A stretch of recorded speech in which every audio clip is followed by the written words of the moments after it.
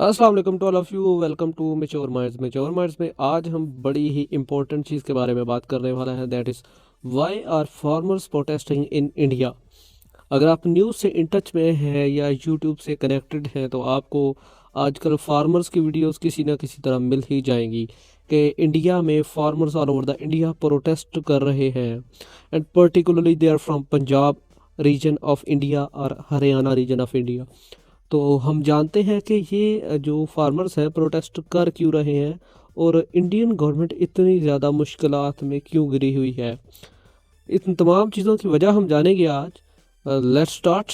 Before going to lecture, let me remind you to subscribe the channel and press the bell icon so that you may not miss our latest video updates.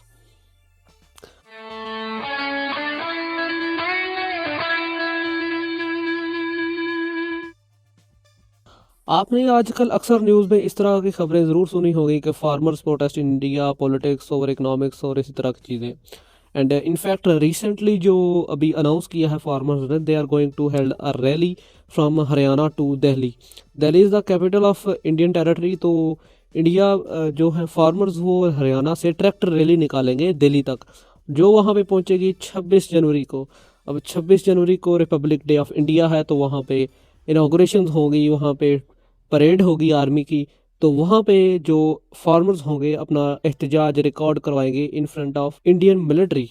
That's a huge blow to Indian government in their policies. हम देखते हैं कि आखिर farmers protest कर क्यों रहे हैं कि यहाँ पे 3 एग्रीकल्चर ऑर्डिनेंस पास किए थे जून 2020 में इंडियन गवर्नमेंट ने, इनफैक्ट मोदी गवर्नमेंट ने।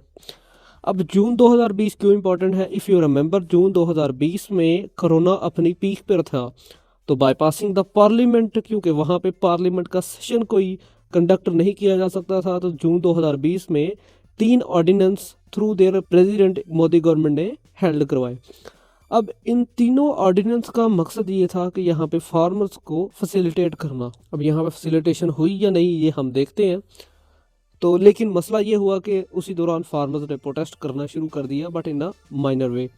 सितंबर 2020 में इस गवर्नमेंट ने उनको लॉ बना दिया, तो यहाँ पे फार्मर्स को गुस्सा आ गया, फिर वो प्रोटेस्ट करने लगे और अभी तक प्रोटेस्ट कर रहे हैं। लेकिन इंडियन गवर्नमेंट इन तीनों कवानीन को वापस लेने के मूड में अभी कोई नज़र नहीं आ रही। इनफैक्ट इंडियन सुप्रीम कोर्ट ने भी इसमें मदाखलत की है और उन्होंने एक कमेटी बनाई है इस तमाम मामले को सॉर्ट आउट करने के लिए। हम तीनों कवानीन जो इस ऑर्डिनेंस में शामिल थे इसके बारे में बात करते हैं।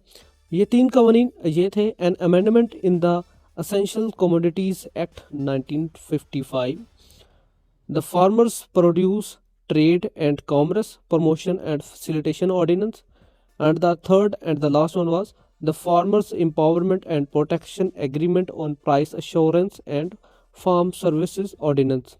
ये तीनों कानून हैं जिसके बारे में फार्मर्स को रिजर्वेशंस हैं।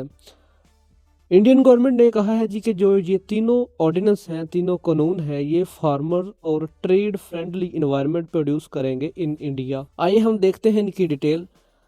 लेट मी टेल यू, ये जो लास्ट के 2 कानून हैं, the farmers produce trade and commerce and farmers empowerment and protection agreement, इन 2 कानून को फार्मर्स ज़्यादा क्रिटिकली देख रहे हैं। फर्स्ट जो कानून है इसको फार्मर्स किसी न किसी तरह एक्सेप्ट कर सकते हैं, लेकिन इन 2 कानून पे उनके ज़्यादा तहफ़्फ़ुज़ात हैं। आइए हम देखते हैं जो an amendment to essential commodities 1955 act है, इसके अंडर जो भी commodities such as cereals, pulses, edible oil थे, शुगर थी, इन पे इस कानून से पहले क्या होता था कि किसी भी जो ट्रेडर था उसको स्टॉक करने की एक लिमिट दी जाती थी कि ये असेंशियल कमोडिटीज़ हैं, आप इसको एक पर्टिकुलर लिमिट से ज़्यादा स्टॉक नहीं कर सकते, अदरवाइज मार्केट में इनके शॉर्टेज की वजह से प्राइस डिसरप्शन या प्राइस हाइक हो सकती थी।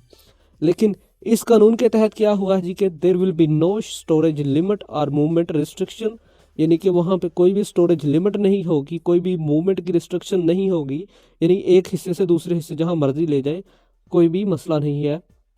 And this is particularly about traders. तो यहाँ पे फार्मर्स को ज़्यादा कंसर्न नहीं है फ़िलहाल, लेकिन बट ये चूँकि असेंशियल कमोडिटीज़ में आता है तो इस वजह से ये ऑल ओवर द इंडिया इस पर प्रोटेस्ट हो रहे हैं। यहाँ पे मैं आपको बता दूं कि only in the emergency situations ये एक्ट लागू नहीं होगा, सच एज नेचुरल क्लाइमेटी वार फेमन। इस दौरानिए के दौरान क्या होगा जी कि लिमिट्स होंगी टू स्टॉक दीज कमोडिटीज़। जो दूसरा कानून था farmers produce trade and commerce act promotion and facilitation. अब ये बड़ा दिलचस्प कानून है। इसमें क्या होता था जी कि बिफोर दिस ऑर्डिनेंस क्या होता था, मंडी सिस्टम होता था।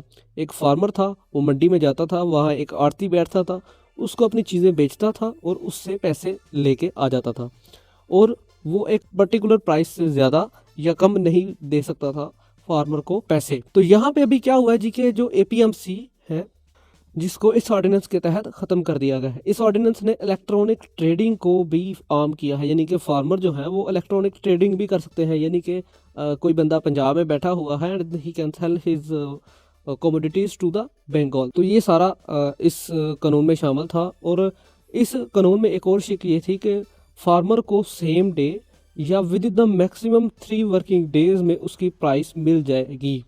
And it also allows interstate और इंट्रा-स्टेट ट्रेड। पहले क्या होता था, एक पंजाब का पर्सन था, वो सिर्फ पंजाब में ही बेच सकता था, पंजाब की मंडियों तक ही उसकी रसाई थी। लेकिन इस कानून के तहत क्या हुआ जी कि वो पंजाब से दूसरे जो प्रोविंसेस ऑफ इंडिया है वहाँ पे भी जाके अपनी चीज़ें बेच सकता है। और अगर कोई शख्स इस कानून को फॉलो नहीं करता तो उसको 10 लाख तक का जुर्माना और इसके अलावा भी नॉन प्रोविजन जो है उसको झेलना पड़ सकता है एज अ पनिशमेंट। जो थर्ड कानून है, जो लास्ट कानून है जिस पे फार्मर्स को रिजर्वेशन है, that is farmers empowerment and protection agreement on price assurance and farm services ordinance. अब इसका क्या मतलब है, ये फार्मर्स को अलाउ करता है sell their agriculture produce to private players. पहले क्या होता था, पहले ये होता था कि गवर्नमेंट बैक्ड कोई भी परचेज़र होता था तो ये फार्मर्स सिर्फ उन्हीं ही को अपनी चीज़ें बेच सकते थे। लेकिन अब इस कानून के तहत क्या किया है जी कि फार्मर्स हैं वो डायरेक्टली किसी भी शख्स से जाके बात कर सकते हैं, अपनी चीज़ बेच सकते हैं टू एनी प्राइवेट प्लेयर। जैसे इंडिया में आपको पता है कि बहुत ज़्यादा लार्ज स्केल पे ट्रेडर्स हैं, तो वो they can sell their commodities to them. लेकिन यहाँ पे मसला ये था, पहले क्या होता था, पहले एक मिनिमम सपोर्ट प्राइस एमएसपी जो थी वो डिसाइडेड थी बाय द गवर्नमेंट के इससे कम कोई ट्रेडर किसी फार्मर से कुछ चीज़ नहीं ले सकता, ठीक है। लेकिन इस कानून के तहत कोई प्राइस फिक्स नहीं की गई, इस वजह से ये मसला हुआ है।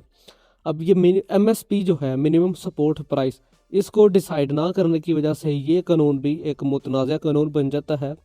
और इस कानून में जो पनिशमेंट है that is huge penalty if businessman fail to pay farmers on time. ये भी ऑलमोस्ट जो पिछला कानून है उसी तरह का कानून है।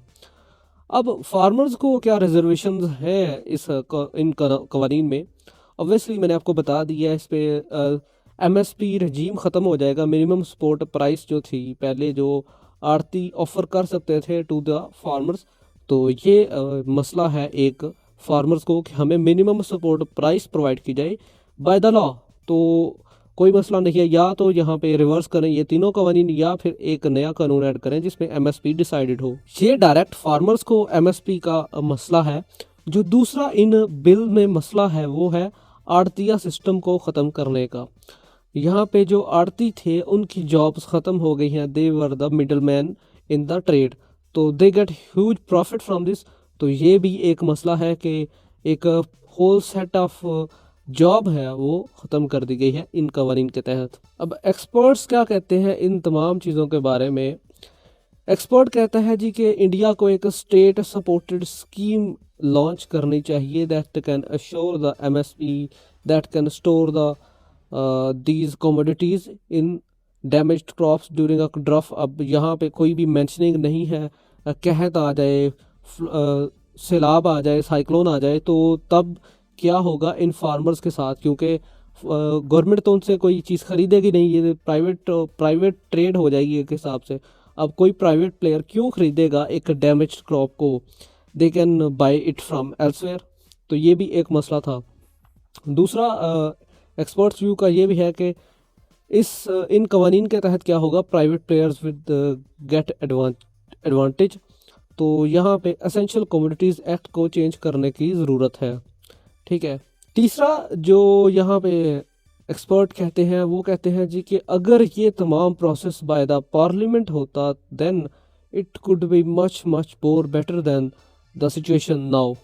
तो ये भी एक सिचुएशन है कि ये पार्लियामेंट के थ्रू लाया जाता है instead of going instead of bypassing the parliament. ये भी एक मसला है। यहाँ पे एक और है जी कि it will give corporates the legal rights to hold and take advantage of the high prices.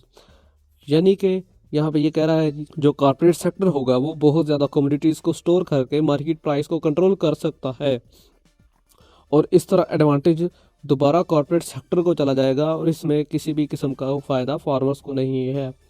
ठीक है, thank you very much for listening me. Subscribe the channel, press the bell icon so that you may not miss our latest video updates. Thank you.